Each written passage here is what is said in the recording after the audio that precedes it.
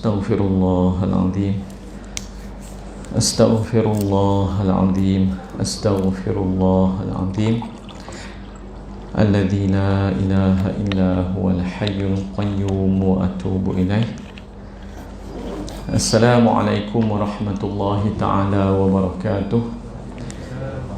Bismillahirrahmanirrahim. Alhamdulillahi rabbil alamin. Allahumma salli ala sayyidina Muhammad abdika wa rasulika nabiyil ummiyyin nuri wa ala alihi wa sahbihi wa barik wa sallim kullama dhakaraka wa dhakarahu dhakirun wa kullama ghafala an dhikrika wa dhikrihil ghafilun. Allahumma alimna ma yanfa'una wanfa'na bima 'allamtana wa zidna ilma warzuqna fahma wa faqihna fid din waj'alna minal mukhlasin al-mukhlisin. Allahumma iftah lana kulla khair min kulli khair fi kulli khair, amma ba'd. Di tuan-tuan dan puan-puan yang dimuliakan oleh Allah Subhanahu wa taala, sebelum kita mulakan sedikit mudzakarah kita pada malam yang berbahagia ini, marilah kita sama-sama membaca umul kitab dan juga 10 ayat pertama daripada surah Al-Kahfi dengan 3 niat. Pertama, dengan niat sebagai hadiah kepada junjungan kita Nabi Muhammad sallallahu alaihi wasallam serta ahli keluarga dan para sahabat baginda radhiyallahu ta'ala anhum ajma'in, dan kepada seluruh ulama ahli sunnah wal jamaah, khususnya ulama-ulama Melayu kita, ulama-ulama di Negeri Sembilan, guru-guru kita, ibu bapa kita, anak isteri, jiran tetangga muslimin dan muslimat, mukminin dan mukminat, al-ahya'i minhumul amwat. Dan yang kedua, semoga Allah Subhanahu wa taala mengurniakan kita pertama sekali akidah yang benar, niat yang benar, ilmu yang benar, amal yang benar, adab yang benar, akhlak yang benar, cinta yang benar, taubat yang benar, guru yang benar, sahabat yang benar, serta jalan agama yang benar. Dan yang ketiga, dengan niat semoga Allah Subhanahu wa taala memelihara kita daripada segala wabak dan balak, dan semoga Allah Subhanahu wa taala mengurniakan kita sifat taubat, menjadikan kita daripada kalangan orang yang bertaubat, dan kita bangkit bertemu Allah dengan bertaubat daripada segala dosa. Maka dengan niat tersebut kita membaca umul kitab Al-Fatihah. A'udzu billahi minasyaitonir rajim. Bismillahirrahmanirrahim. Alhamdulillahi rabbil alamin. Ar-Rahmanir-Rahim. Maliki yaumiddin. Iyyaka na'budu wa iyyaka nasta'in. Ihdinas siratal mustaqim. Siratal ladzina an'amta 'alaihim ghairil maghdubi 'alaihim waladdallin. Amin. Bismillahirrahmanirrahim.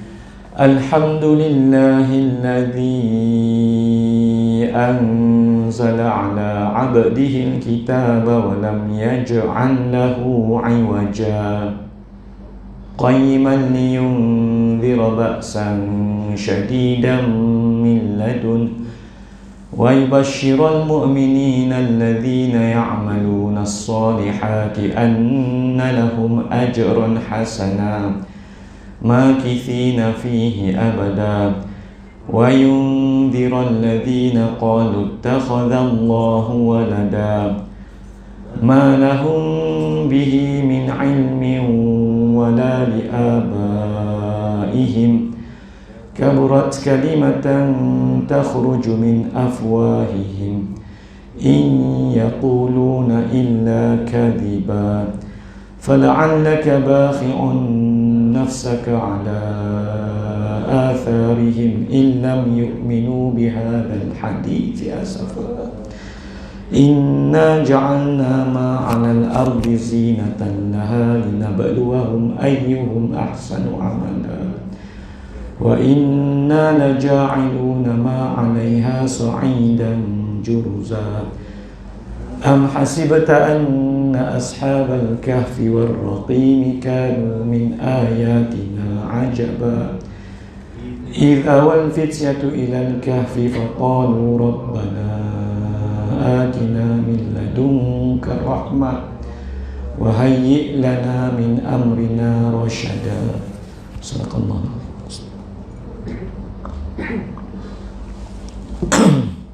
Alhamdulillah.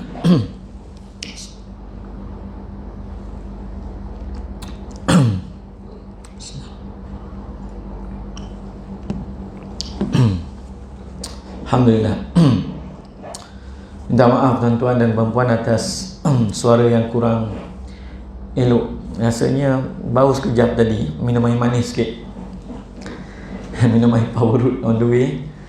Jadi suara jadi lain sikit. Mungkin manis sangat kot ya.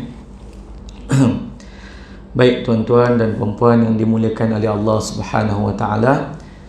Jadi pertama sekali terima kasihlah di atas jemputan.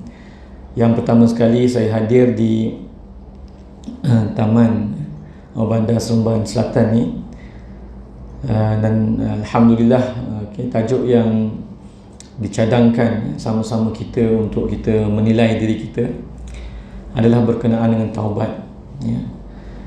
Dan kenapa tajuk ini dipilih? Pertama sekali kerana taubat ini adalah kewajipan dan ianya termasuk daripada ilmu fardu ain dan juga amal fardu ain ya. Hukum bertaubat ini adalah wajib daripada setiap dosa alal faur, dengan segera. Maknanya semua dosa wajib kita bertaubat. Walaupun para ulama menyatakan bahawa ada sebahagian dosa yang gugur dengan amalan-amalan tertentu seperti berjalan ke masjid, seperti mengambil wuduk, seperti memakai pakaian dengan berdoa, seperti selepas makan kita membaca doa.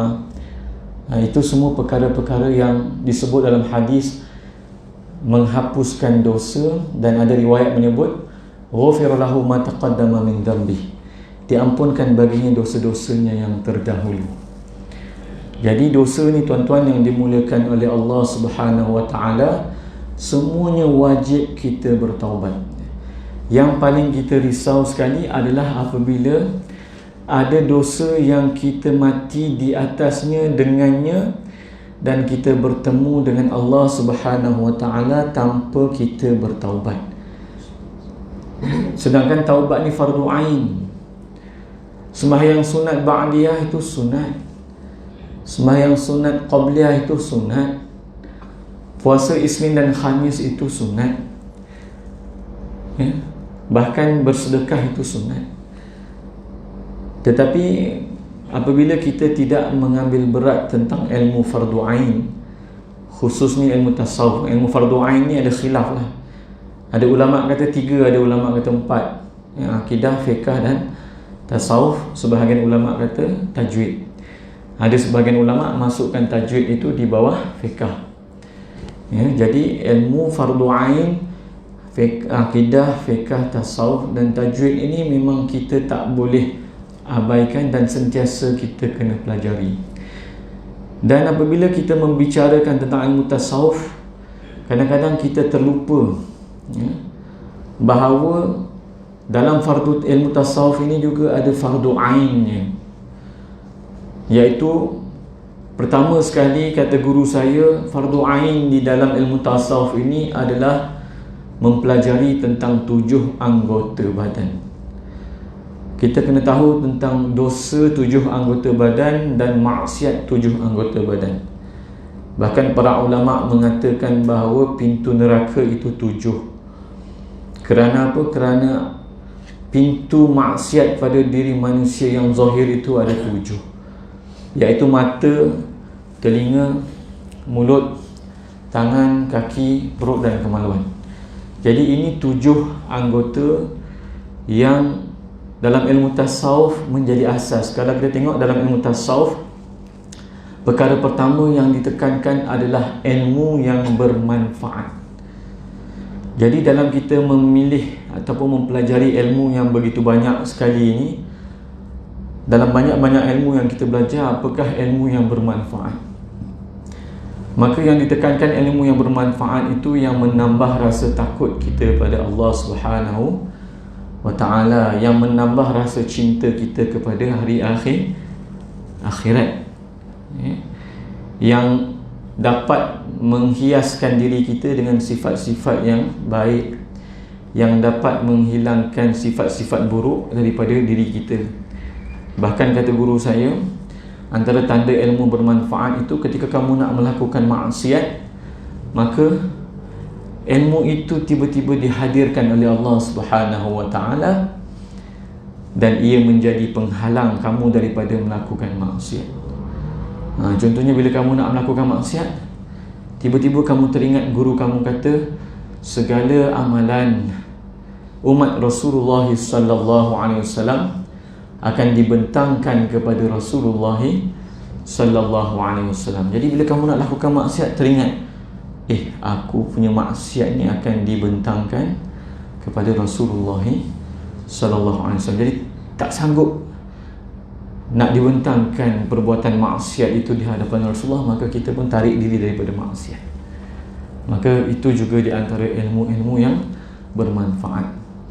Jadi dalam ilmu tasawuf sangat menekankan pertama sekali ilmu bermanfaat, kemudian keikhlasan, kemudian adab-adab dengan waktu. Dalam ilmu tasawuf juga di antara perkara yang sangat ditekankan ialah bagi setiap waktu itu ada fadilat dia, ada tugas dia.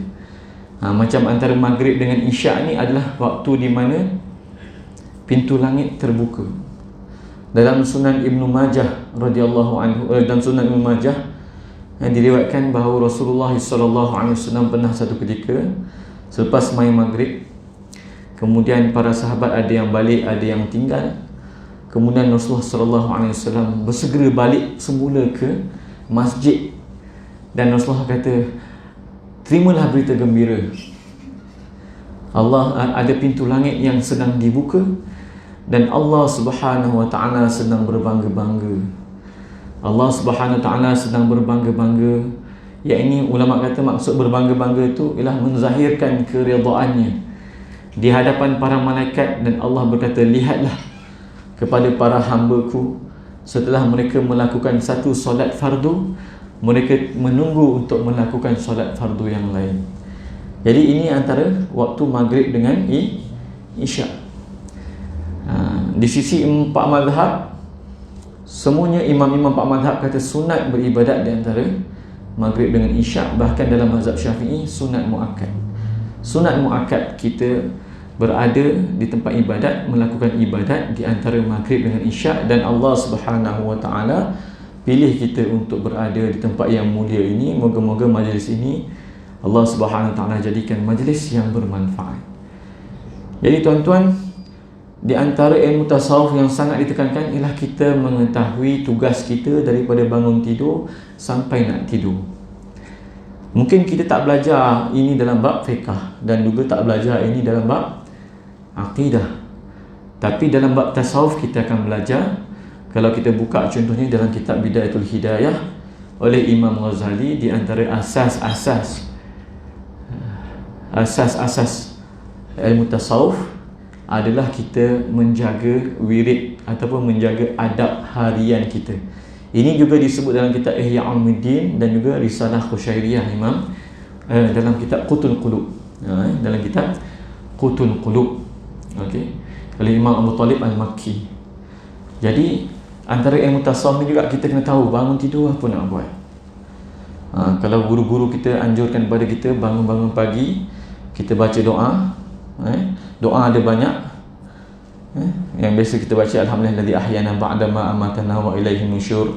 Alhamdulillahilladzi radda 'alayya ruhi wa 'afani fi jasadi wa adina li bi dzikri. Alhamdulillahilladzi ja'ala an-nawma wal yaqadhah. Alhamdulillahilladzi ba'athani saliman sawiyya. Asyhadu anna Allaha yuhyi wa ala kulli syai'in qadir. Bangun-bangun, sapu, baca ayat terakhir surah Ali Imran. Lepas tu guru kita ajar, bangun-bangun awal-awal lagi mandi sunat taubat. Mulakan hari dengan taubat, tutup hari dengan taubat. Kenapa tuan-tuan? Macam kita kata tadilah, kadang-kadang kita sibuk buat benda sunat. Kita sibuk buat benda sunat dalam fiqh, tapi kita lupa buat benda fardu ain dalam tasawuf. Jadi kita menghadap Allah Subhanahu wa taala dalam keadaan kita tak bertaubat lagi daripada dosa dengan Allah Subhanahu wa taala. Bahkan yang paling ditakuti lagi, kita bersembahyang dalam keadaan dengan niat lepas ni aku nak buat maksiat. Lepas ni aku nak buat maksiat, cadang nak buat ini, cadang nak pergi tengok ini, cadang nak begini dan sebagainya. Jadi kita beribadat kepada Allah Subhanahu wa taala dalam keadaan masih lagi ada perkara ataupun fardu ain yang kita tak laksanakan. Sebab tu kalau kita tengok orang yang menghadap ataupun sembahyang tanpa melakukan taubat, dia seolah-olah beribadat dalam keadaan membawa najis maknawi. Beribadat dalam keadaan membawa najis maknawi. Macam mana kita nak menghadap Allah Subhanahu Wa Taala sedangkan kita membawa rasa benci membenci sesama para muslimin contohnya. Sedangkan semua para muslimin ini adalah kekasih Allah. Semua orang beriman adalah kekasih Allah. Bagaimana kita nak menghadap Allah sedangkan dalam hati kita ada benci para kekasih Allah?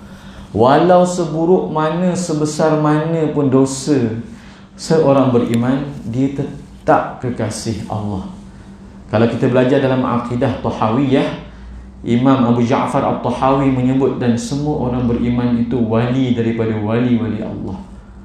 Dan Allah mengisytiharkan perang, siapa yang mengisytiharkan perang kepada wali-walinya, ya? Dan semua orang beriman, sebesar mana pun dosa dia, kalau dia orang beriman dan dia mati beriman, dia kekasih Allah. Tak boleh kita benci dia, tapi kita boleh benci maksiat yang dia lakukan, ya? Apa dalilnya dia kekasih Allah? Dalilnya adalah seburuk-buruk macam mana pun dia pasti akan dimasukkan syurga oleh Allah Subhanahu Taala. Kalaulah dia ni satu orang yang apa kita panggil banyak dosa sekalipun, bahkan disebut dalam riwayat disebut lam ya'mal khairan qat. Orang yang terakhir masuk syurga ni beriman tapi lam ya'mal khairan qat, tak pernah buat baik sekali pun. Tak pernah buat baik sekali pun. Tapi ada iman.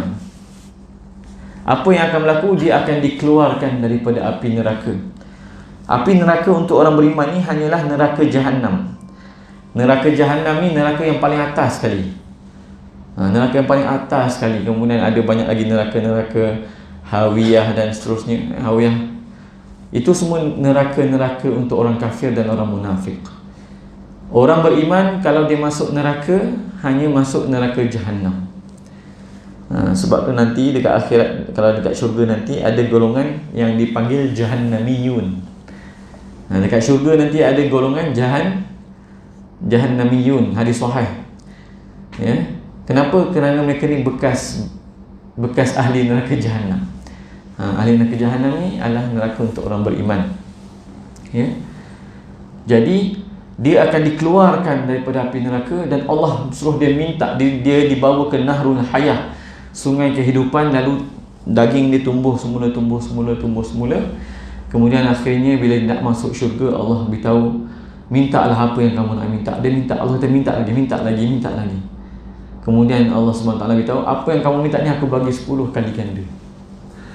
Itulah serendah-rendah orang di syurga. Bahkan dalam sebahagian hadis yang lain sebut orang yang serendah-rendah orang di syurga ni dia ada 10,000 khadam, 72 isteri dan satu Qubah daripada Yaman ke Syria ataupun daripada Madinah ke,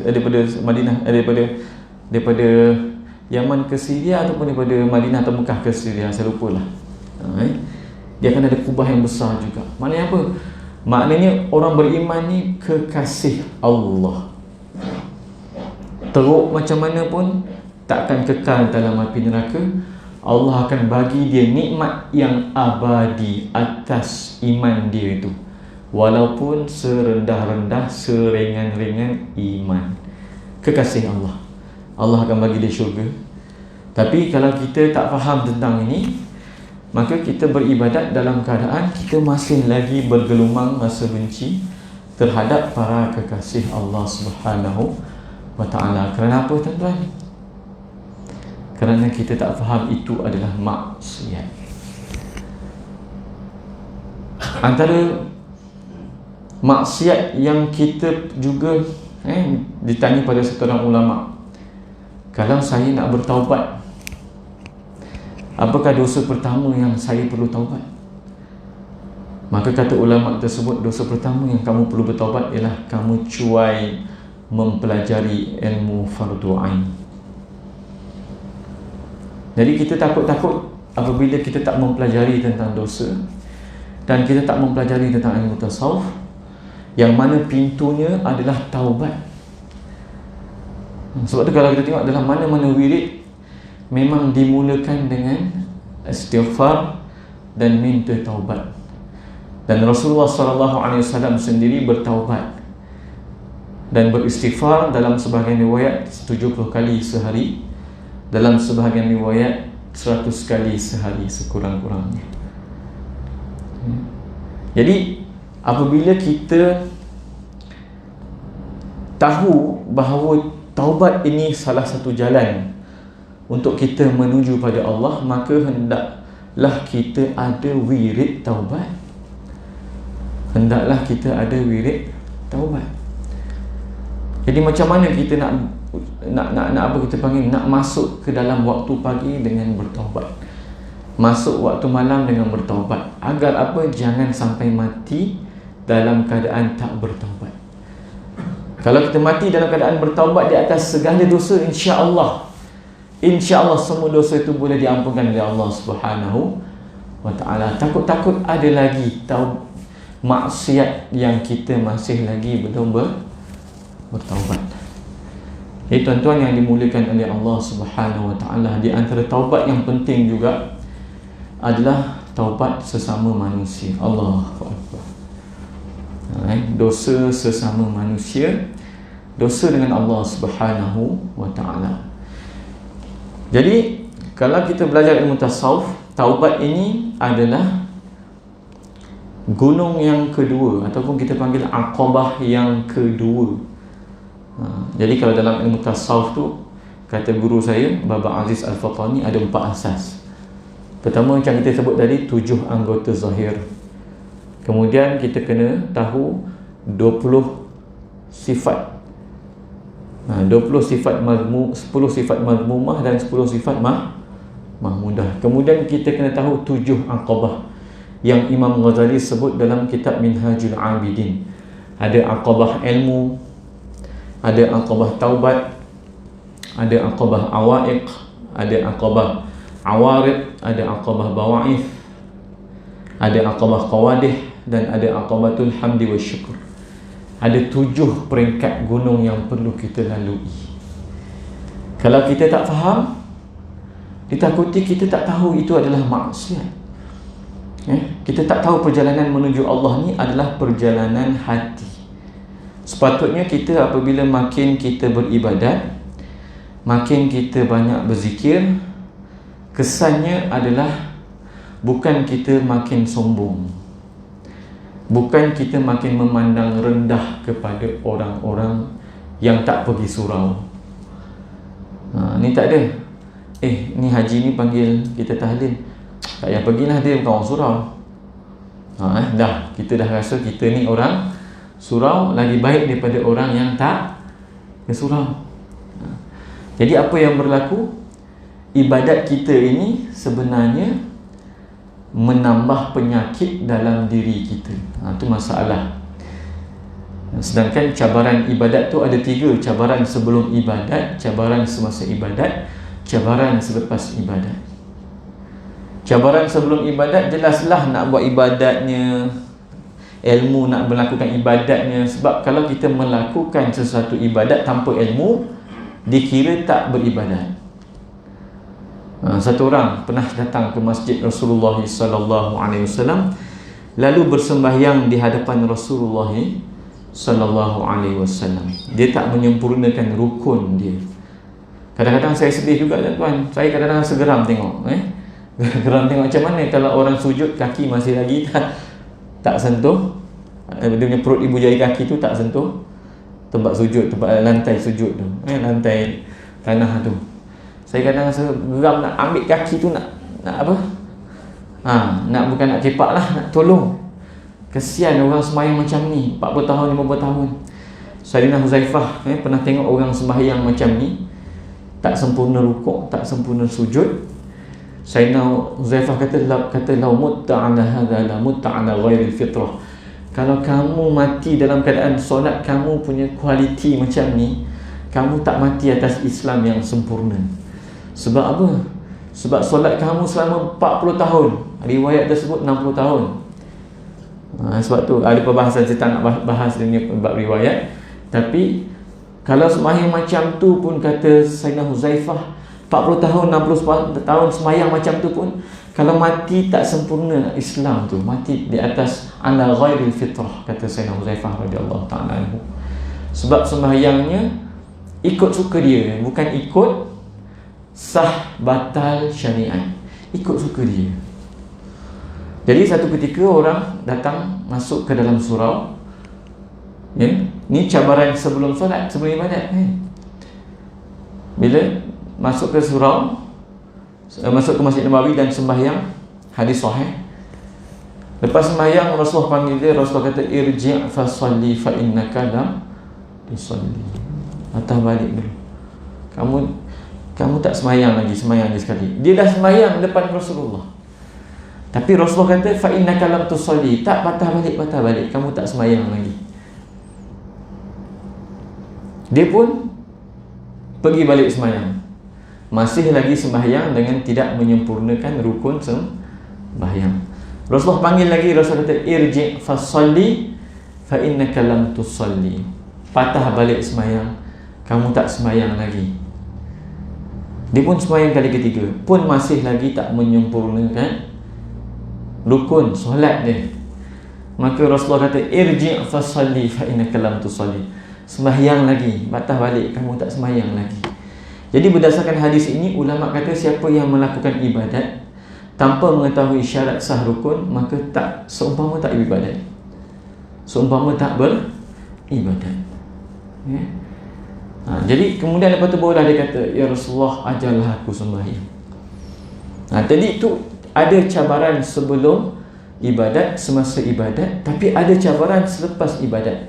Ada orang selepas ibadat makin jadi ego, makin bertambah sifat iblisiyah, makin bertambah sifat iblisiyah. Apa itu sifat iblisiyah? Sifat iblisiyah ni sifat nafsu yang tersembunyi.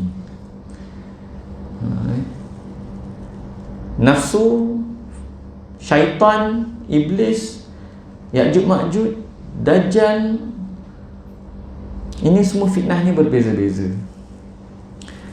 Fitnahnya berbeza-beza. Kalau syaitan, fitnahnya itu menyuruh kita melakukan kejahatan, semua kejahatan. Kalau ada 100 kejahatan, dia akan bisik kita 100 kali. Itu syaitan. Kalau nafsu tak suruh kita buat semua kejahatan, sebab dia tahu kamu tak mampu pun nak melakukan semua kejahatan, seperti mana kamu tak mampu melakukan semua kebaikan. Kita pun tak mampu nak lakukan semua kebaikan. Begitu juga kita tak mampu nak buat semua kejahatan. Jadi nafsu punya fitnah, dia bukan suruh kita buat 100 kejahatan. Nafsu ni dia suruh kita memilih yang kita suka dan kita lazimkan dia buat semua. Ada orang dia puasa, ibadat, zikir tapi suka ngumpat. Oh, tak boleh tahan lah, nak ngumpat juga. Ada orang dia ibadat okey kan, tapi tak boleh tahan, mesti nak gosip politik, mesti nak ada cerita-cerita fitnah juga contohnya. Ada orang dengan perempuan dia kalah. Ada orang dengan maksiat tertentu dia tak boleh hilang, daripada kecil sampai ketua ada lagi. Itu nafsu. Itu nafsu, fitnah nafsu. Jadi nafsu ni dia suruh kita pilih beberapa maksiat. Dalam 100 tu ambillah 2-3, buatlah ulang. Itu nafsu. Kalau fitnah Ya'juj dan Ma'juj, fitnahnya itu suruh kita dia akan masuk dan melakukan kerosakan. Itu fitnah Ya'juj dan Ma'juj. Masuk, bunuh, rogol, rampas harta dan sebagainya. Itu fitnah Ya'juj dan Ma'juj. Fitnah iblis, macam mana? Fitnah iblis ni dia tak boleh ada orang yang lebih baik daripada dia, ataupun ada orang yang lebih alim daripada dia. Iblis ni fitnah dia berkaitan dengan ego, sombong, ujub, dengki. Jadi ni fitnah iblis. Ana khairum minhu, aku lebih baik daripada engkau. Jadi bila kita sembahyang, kita lakukan ibadat, tiba-tiba lepas ibadat datang fitnah iblis. Taman ni aku seorang je kot, Qiyamullail malam ni, hebat aku ni, orang lain tak buat je ni. Aku seorang je kot yang duk istiqomah 5 waktu ni, orang lain tak mampu je ni. Aku seorang je kot wirid 1000 kali sehari ni, orang lain tak macam ni. Aku seorang je kot sehari sejuzuk, orang lain tak macam ni.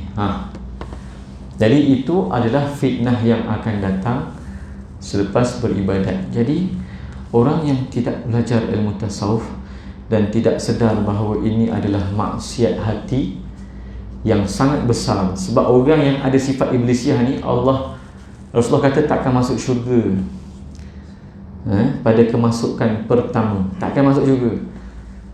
La yadkhulul jannata man kana fi qalbihi mithqalu habatin min khardal min kibr.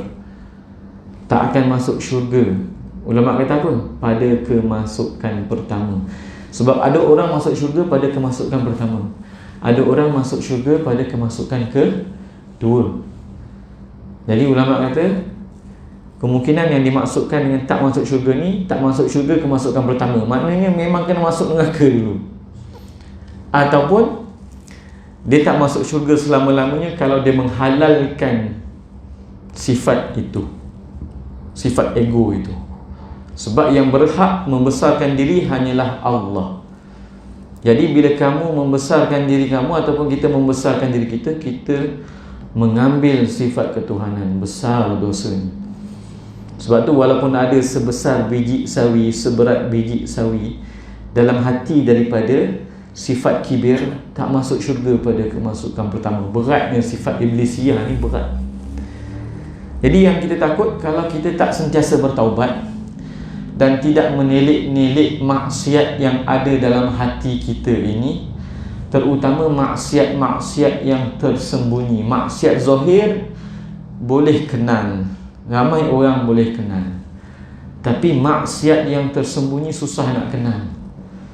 Satu orang anak murid kepada Imam Junaid Al-Baghdadi, dia kata, "Syekh, aku dah belajar dengan kau 20 tahun kan. Apa yang kau sebut selama ni aku hanya dengar, tapi aku tak pernah rasa, aku tak faham pun. Aku tak faham pun apa yang sebenarnya kau sebut selama 20 tahun ni." Maka Imam Junaid Al-Baghdadi tengok dia dan Imam Junaid Al-Baghdadi kata, "Aku tahu ubatnya, tapi aku tahu kau takkan buat. Aku tahu ubatnya, tapi aku tahu kau takkan buat." Apa dia? Pertama, kau cukur janggut kau. Kedua, kau pecat serban kau. Ketiga, baju kau yang kau pakai macam ulama ni kau buang, kau pakai baju macam orang biasa. Maksudnya kau jangan nampak macam ulama, kau biar nampak macam orang awam. Syekh, mana boleh buat macam tu? Mana boleh buat macam tu? Tu aku kata kau takkan buat. Sebab apa? Sebab sebenarnya yang kau belajar selama bertahun-tahun dengan aku ni, rupa-rupanya makin ego. Rupa-rupanya makin ego, makin rasa diri lebih baik daripada orang lain. Ini adalah cabaran yang ulama kata tak dilepasi oleh iblis. Walaupun iblis itu disebut dah masuk ke isyak belum kan? Belum kan? Sebenarnya ni pun tak sebut. Walaupun beribadat, iblis itu beribadat. Iblis ni disebut Abul Jin. Abul Jin, jin yang pertama dicipta. Cuma khilaf lah setelah dia bertukar jadi iblis, adakah jin-jin ni keturunan dia ataupun tidak. Sebahagian ulama kata tidak. Sebab bila iblis dilaknat, dia kembali ke bumi, dia meliwat diri dia sendiri. Daripada liwat itulah lahir keturunan dia. Tapi ketika dia Abul Jin, dia adalah jin yang pertama, memang dah ada pun dekat bumi, dan disebut dia beribadat.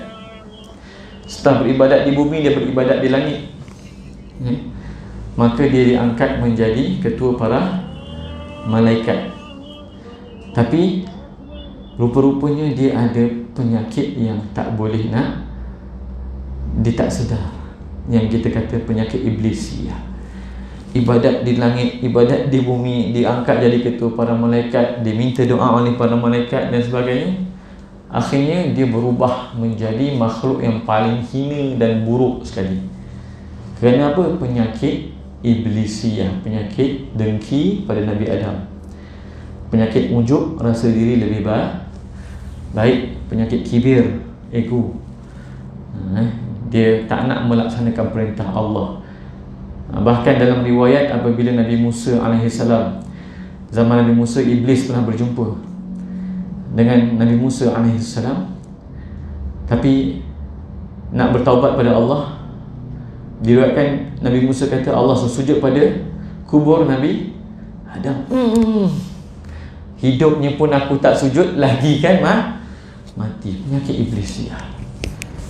Jadi tuan-tuan yang dimuliakan oleh Allah Subhanahu Wa Taala, kerana kita ketersentuhkan masa, saya tutuplah dengan beberapa kesimpulan. Asas kepada taubat adalah mengenal dosa. Itu yang pertama sekali. Kalau kita tak kenal dosa, terutamanya dosa-dosa yang halus-halus. Pernah saya kata, kita kalau ulama ajar pada kita kan, sentiasalah tohmah diri kamu lebih jahat daripada 70 Fir'aun. Sentiasa tohmah diri kamu, dan sentiasa pandang orang lain mungkin dia ni Nabi Khadir, entah dia Nabi Khadir, entah dia Nabi Khadir. Dan semua sentiasa bersangka baik. Mungkin orang itu walau seburuk mana dia pun ada amalan yang Allah cinta dengannya dengan sebabnya. Dan kita ni tak tahu lagi apa kesudahannya. Jadi asas untuk kita bertaubat sebenar-benarnya adalah mengetahui dosa kita. Tetapi dosa yang paling susah nak dikenali adalah dosa-dosa hati. Sebab itulah di antara kurniaan Allah kepada kita apabila Allah menyedarkan kita dan menunjukkan kita keaiban diri kita. Lepas beribadat, kita tak rasa aku ni layak dah ni masuk syurga je. Tapi lepas solat, pertama sekali Astaghfirullah. Ulama kata apa? Kerana kita nak kata bahawa walaupun aku bersolat, hakikatnya aku tak melakukan solat dengan sebenar-benar tuntutan solat. Wuduk aku banyak cuai, air banyak guna. Waktu sembahyang tadi berapa banyak pergi melayangnya. Jadi kita merasakan ibadat kita ni masih kurang. Dan Allah tunjukkan pada kita kekurangan yang ada dalam ibadat kita. itu nikmat daripada nikmat Allah. Kerana bila terlihat akan kekurangan diri kita, maka insya-Allah kita jauh daripada rasa bangga. Dan kemudian apabila kita melakukan segala kebaikan, maka nisbahkanlah kebaikan itu kepada Allah. Kalau tak kerana Allah, aku takkan mampu. Kalau tak kerana Allah, aku takkan mampu. Jangan kata aku ni beribadat hebat, orang lain tak bangun, aku bangun. Orang lain tak puasa, aku puasa. Orang lain tak baca Quran, aku baca 1 juzuk satu hari. Kerana Allah bagi aku baca Quran, aku dapat baca Quran. Bersyukur pada Allah atas kekuatan yang Allah bagi. Jadi kita kena sentiasa jaga adab hati. Saya cerita kat sini sebab yang datang ni semua ahli surau. Ahli surau ni ahli ibadah lah, insya-Allah. Jadi cabaran kita antaranya cabaran selepas ibadah. Dan ada banyak lagi tuan-tuan yang dimuliakan oleh Allah SWT, terutamanya dosa sesama manusia. Saya tutup dengan satu kisah. Satu ketika satu orang perempuan sebelum dia mati meninggal dunia, dia telah menjadi tohmahan penduduk kampung dia. 2 tahun sebelum dia meninggal dunia, dia mati pun dalam keadaan menjadi tohmahan penduduk kampung dia. Jadi orang menyangka dia ni mati dalam su'ul khatimah. Satu ketika lepas dia meninggal, satu orang ulama soleh bermimpi dan berjumpa dengan dia dan kata, apa khabar kamu? Apa khabar kamu? Orang duk kata kamu mati su'ul khatimah lah. Dia kata, tak, demi Allah, semua tu kebaikan untuk aku.